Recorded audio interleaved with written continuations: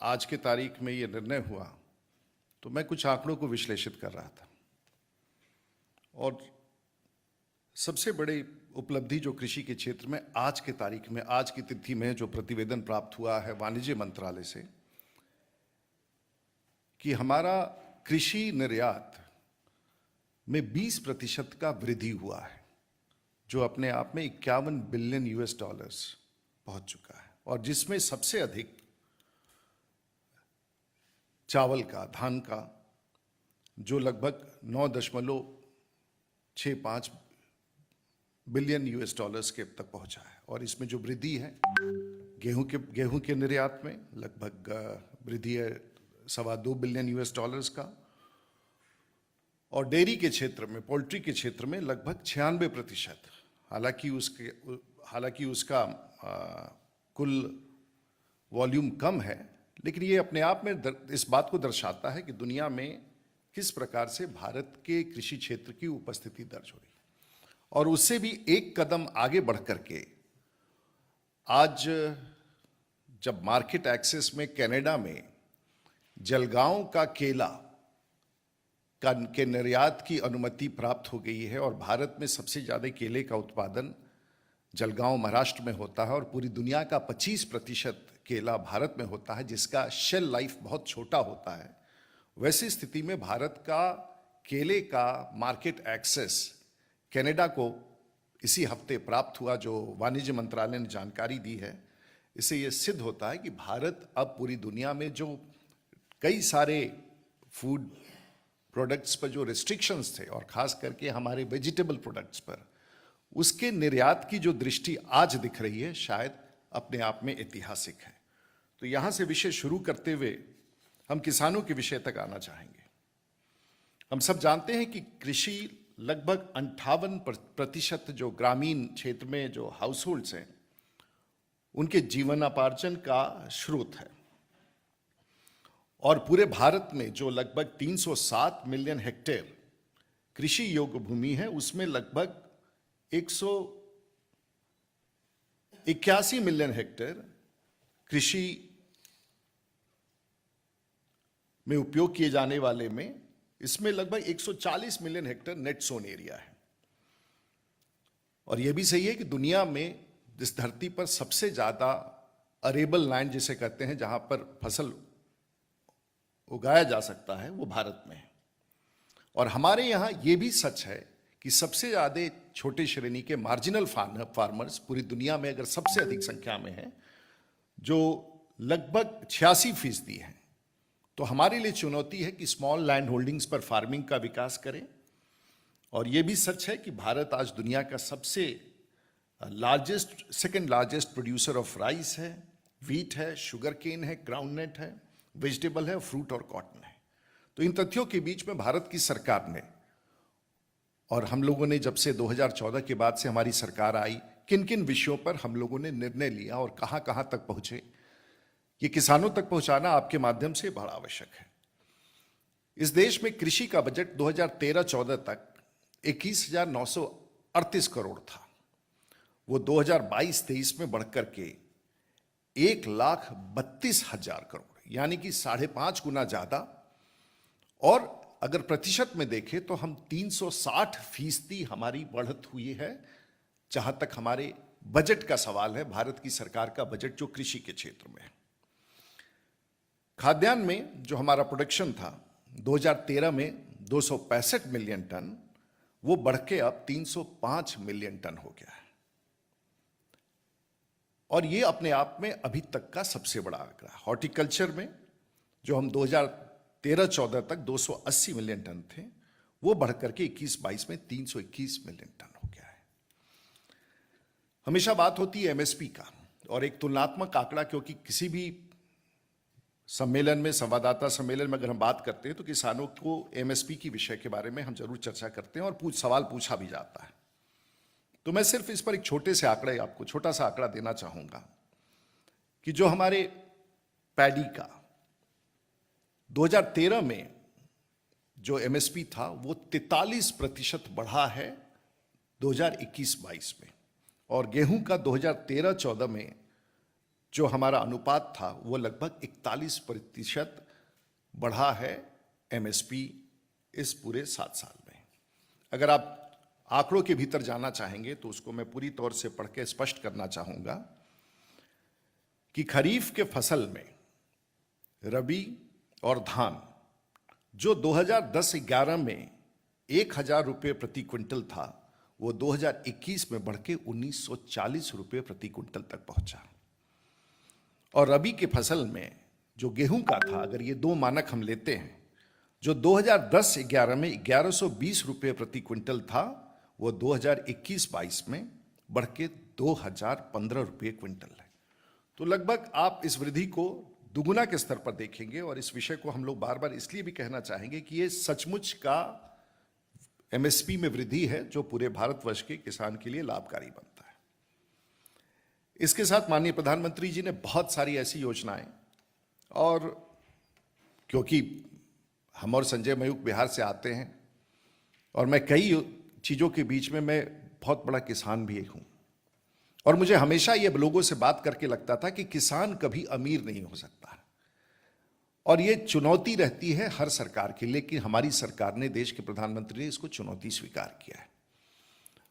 और ये जो हमारा स्टेटमेंट है इसमें फर्क दिखना है। और लोग कई बार कहते हैं रूरल डिस्ट्रेस, तो मैं आपको दावे के साथ कहता हूं, बिहार, मध्य प्रदेश, छत्तीसगढ़, राजस्थान, उत्तर प्रदेश, कुछ विकसित राज्यों में कुछ किसानों का मामला अलग हो सकता है, लेकिन जहां तक इन मध्य प्रदेश और इन बड़े प्रदेशों का सवाल है, दक्षिण में भी फार्मर डिस्ट्रेस का कोई स्वरूप नहीं है। और इसके लिए देश की सरकार ने एक बड़ा स्वरूप पैदा किया। पीएम किसान सम्मान निधि, और ये सीधा सीधा किसान के खाते में जाने वाला पैसा है, जो 2019 में प्रारंभ किया गया और 6,000 रुपया 3 इंस्टॉलमेंट में किसानों को दिया गया। और अभी तक 1,39,000 करोड़ रुपए किसानों के खाते में गए हैं, जो लगभग 11.05 करोड़ परिवारों को लाभान्वित किया है।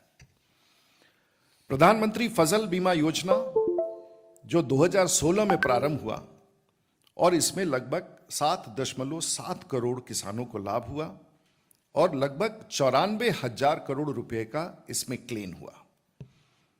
ये इस योजना में किसान भी अपना प्रीमियम देते हैं, तो जो किसानों का प्रीमियम आया वो लगभग 17,000 करोड़, और मुआवजे का जो दावा था उसमें लगभग 94,000 करोड़। यानी कि हर 100 रुपया पर जो इंश्योरेंस का पैसा अपने खेत पर, अपने फसल पर किसान ने लगाया था, उसमें हर 100 रुपये पर उसको 526 रुपये का लाभ हुआ, उसको इंश्योरेंस सरकार की तरफ से उपलब्ध कराया गया।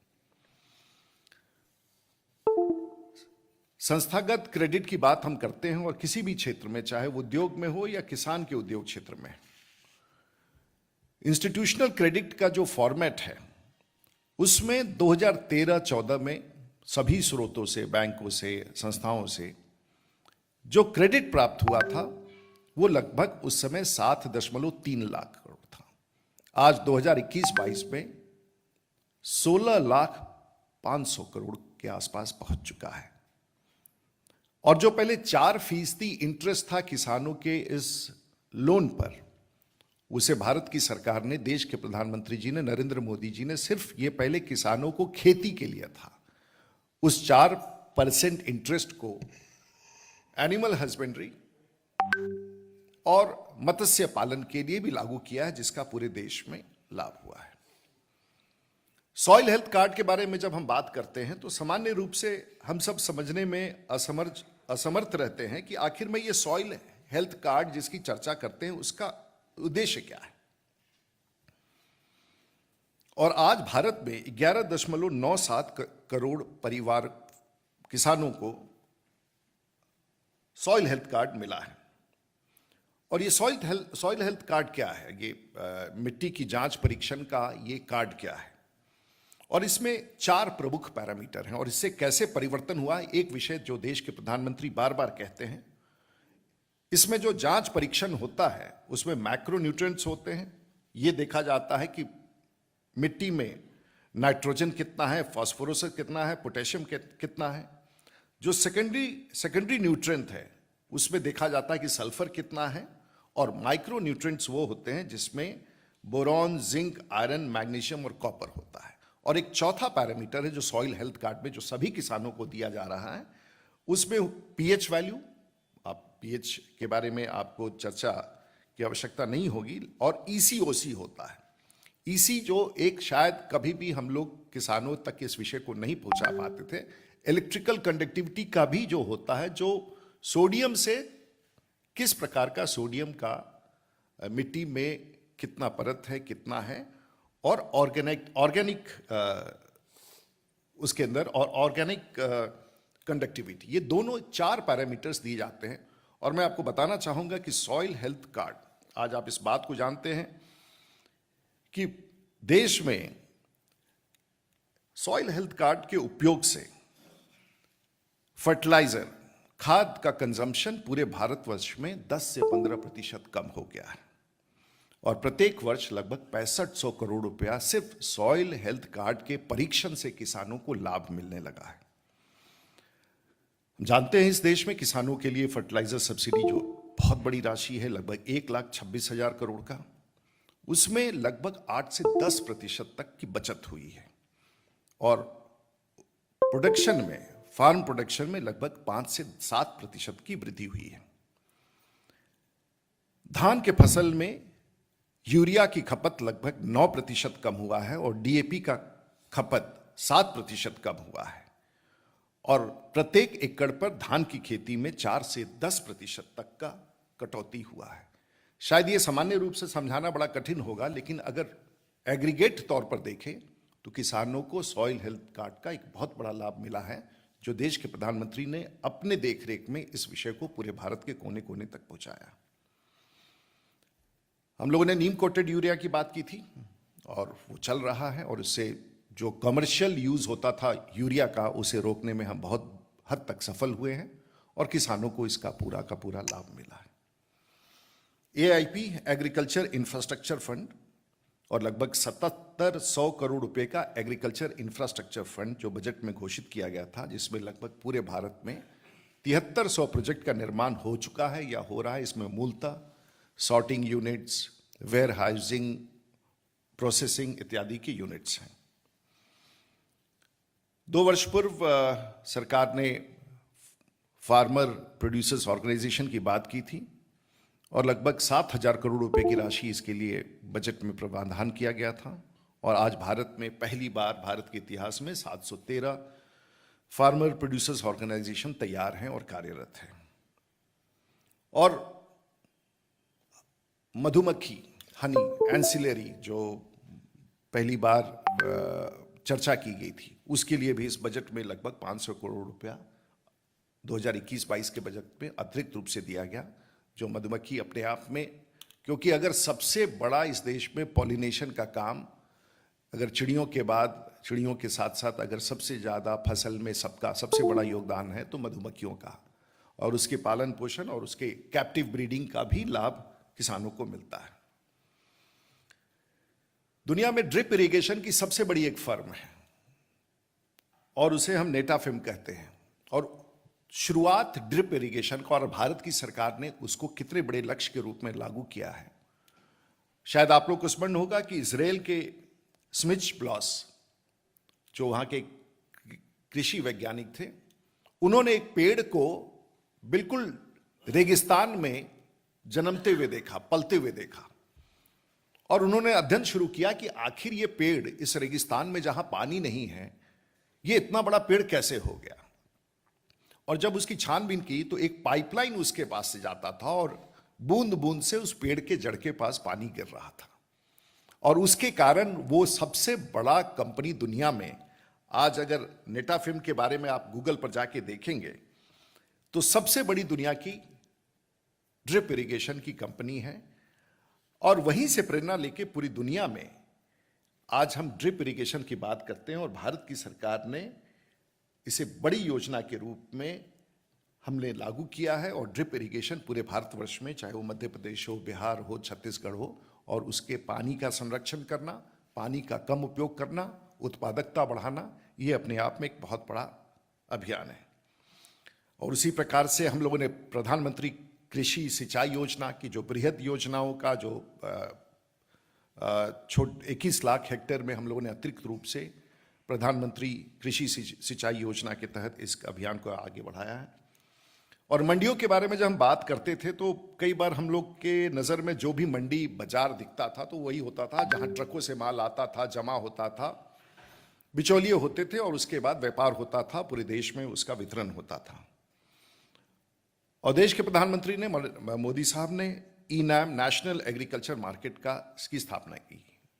और आप इस बात की खुशी होगी कि आज 18 राज्यों और 3 यूनियन टेरिटरीज ने 1000 ऐसे मंडियों को अपने साथ जोड़ दिया है। और इस वित्तीय बजट में हमने 1000 और मंडियों को साथ जोड़ने का, ई मार्केट से जोड़ने का, और आपको मैं बताना चाहूंगा कि इसका परिणाम हुआ है कि आज 1,71,000 किसान सीधे अपने फसल का व्यापार अपने इस पोर्टल पर जाके करते हैं। और जो टोटल वैल्यू है इस व्यापार का, जो किसानों ने और ट्रेडर्स ने अपने ई पोर्टल पर जाके किया है, जहां उसे कहीं दूर जा करके मंडी में बैठ करके सौदा नहीं करना पड़ा, तो लगभग 1,40,000 करोड़ रुपए की राशि का ई मार्केट, ई नैम पर व्यापार हुआ है। मित्रों, पीएम किसान सम्मान निधि, उसके बारे में मैंने चर्चा कर दी आपको। और अगर मूलतः आप देखेंगे तो हर स्थान पर देश के किसानों को, और प्राथमिकता के तौर पर देश के किसानों के लिए भारत की सरकार ने प्रयास किया है। हम सिर्फ आपके माध्यम से ये संवाद देश भर के उन किसानों को, खेतिहरों को और साथ साथ उन बुद्धिजीवियों को, कि भारत की सरकार ने समर्पण के साथ देश के किसानों के लिए जो हमारा लक्ष्य है देश के प्रधानमंत्री का, और अंत्योदय, जो अंतिम व्यक्ति, चाहे वो गरीब हो, किसान हो, उस तक पहुंचने का हमने प्रयास किया है। यदि इस विषय पर कोई सवाल हो तो आप पूछ सकते हैं।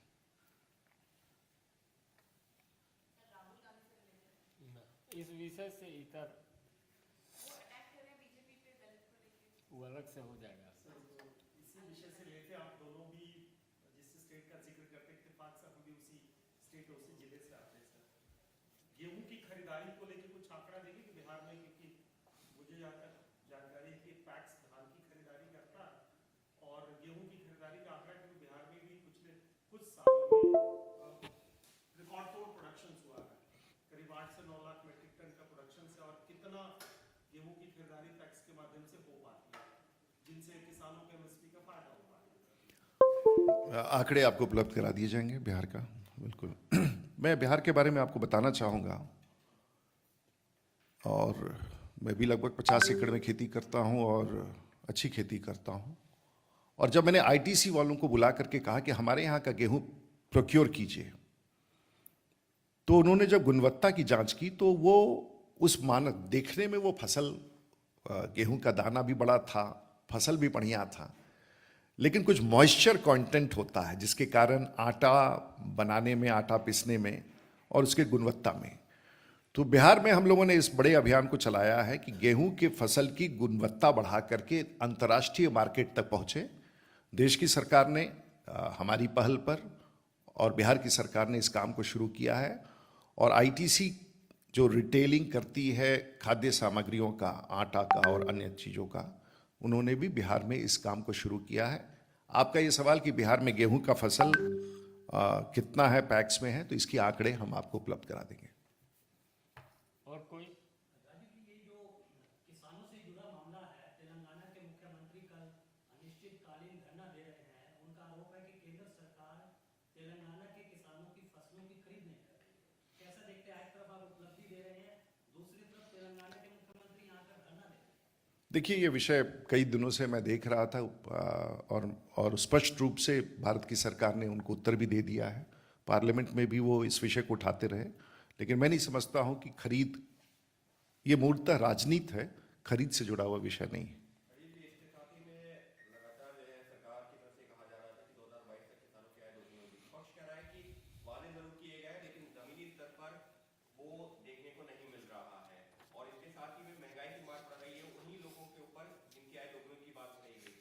मैं आपको बताना चाहूँगा कि डबलिंग ऑफ फार्मर्स इनकम पर आपने सवाल किया है, और बरेली में देश के प्रधानमंत्री ने इसकी घोषणा की थी 28 फरवरी 2016 को, और उसी साल के बजट में यह घोषणा किया गया था कि हम इस लक्ष्य को प्राप्त करेंगे 2023 तक।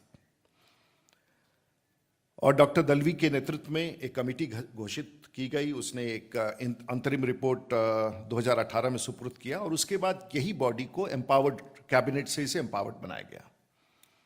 और उसके पश्चात इसमें विस्तार से एक बड़ी योजनाओं की श्रृंखला, और जिन विषयों को हम आपको बता रहे हैं, इस बात को आपको जरूर ध्यान में रखना होगा कि 2023 का लक्ष्य इसलिए नहीं पूरा हो पाएगा क्योंकि पिछले 2.5 साल से कोविड के कारण इसमें काफ़ी अड़चनें आई हैं।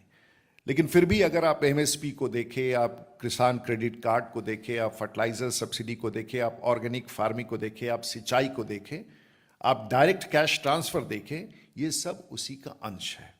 और किसान एक तरफ से ही लाभान्वित नहीं है, लेकिन अनफॉर्चुनेटली ये जो हमारे जो नेता हैं, जो ना तो उनको संवाद है किसानों से, ना संवाद है उन तक पहुंचने का उनका प्रयास है, तो दिल्ली में बैठ करके किसानों की चर्चा करना मैं नहीं समझता हूं कहां तक उचित है।